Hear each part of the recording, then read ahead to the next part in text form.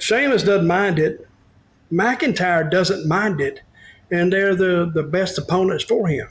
I heard in that stadium he could hit some of those shots on them and you could hear it to the top. Is that true? That's a long way.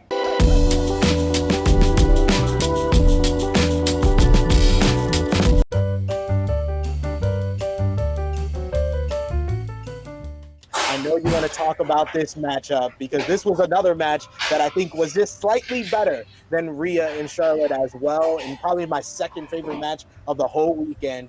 Gunther versus Sheamus versus Drew McIntyre. I absolutely love this one. What did you think about Gunther retaining the gold in this hard-hitting, slap the chest type of matchup? That was the only outcome that would be acceptable. Because to get off the Gunther bandwagon now is the worst possible time. Because I have described him as the Johnny Valentine of their modern day era. Because people kind of believe Gunther. Because he's not flashy. He just beats the living crap out of you. Now you got to watch his opponents because, some opponents, they don't like to get beat up. But Sheamus doesn't mind it.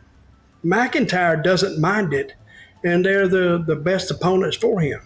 I heard in that stadium he could hit some of those shots on them and you could hear it to the top. Is that true? That's a long way. That's what I heard from people. And now if it was me, he hit me a couple times like that. I said, well, you got it. If you want this match this bad, time out. I'm leaving. Just give it to him. Hell with this. But Gunther has so much upside to him. It's unbelievable. Now you look at their bench. Their bench looks a lot better now than it did 8 months ago. Now they have some heels. They have some baby faces. But before they were retreading everything. And it's hard to get somebody after you cooled off on them. It's hard to get them hot again. Now, Cody got hot because he was new. And now if they keep this story going, he'll be hotter. So, what else did you like about the weekend? I just thought, like I said, I thought night one was one of the best WrestleMania cards they've ever put together. I think it's right up there with the greatest, like 17, 19, 30, and then I would put night one of WrestleMania 39. Night two was not as good, but I think that was just down to, the result of the main event and some of the matches that I thought would be better not really delivering. The one last thing that I wanted to bring up, one last match from the WrestleMania 2 night event, Austin Theory defeating John Cena to retain the United States Championship.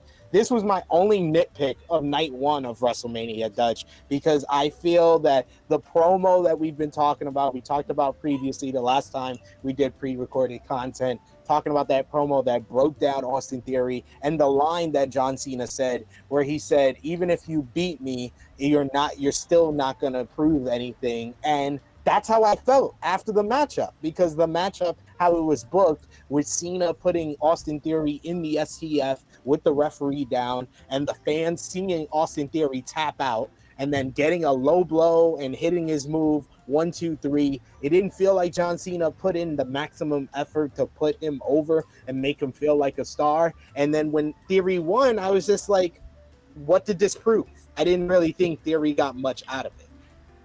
What did you think? Well, all he got out of it really was bragging rights. I beat John Cena at WrestleMania. Have you done that? So that's all he got out of it. But he can use that to the day he dies. And I think that match, they did it as best as they could. Austin Theory is another kid. When I was with TNA, people still remember that, he did send his promotional material. I was going to book the kid.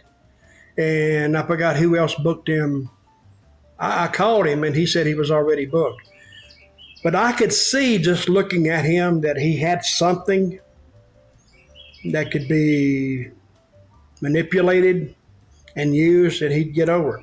because he has a different look to him.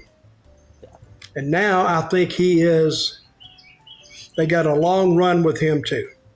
So just handle him right. And now with this new engagement with Endeavor, I think everybody benefits.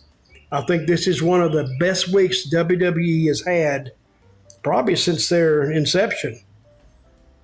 Not only for just the company, but for the talent too. I'm very excited to see where WWE goes now. And I hadn't been this excited for wrestling in years. And I'm glad they're doing this. Because now, you used to have people, I'd have friends, that wrestling, I don't want to. But now they watch it, and now they're kind of getting excited because they're doing it to what I call the old way of doing it. They're telling a story. And you can tell a story in 10,000 different ways, but they're telling it that it gets the interest of people. So like I had friends over here last night, and they were watching it, and they were going, and they were just watching Raw, and they got excited. So I said, damn. Because what happens to the talent sometimes is you get away from regular fans, and you don't know how they're reacting. So when you see that, now you say, oh, okay, I got it a little more now. But see, if you're just a talent and you're not, you're back in the dressing room, but you're not seeing how real fans at home or in a bar, how they're reacting. And I think that should be required. It should be required of some of the talent to watch real fans react to you on screen. Maybe eye-opening. Could be, but we got a lot to discuss coming up this week. On Friday, we'll be back live with another live edition of Smack Talk.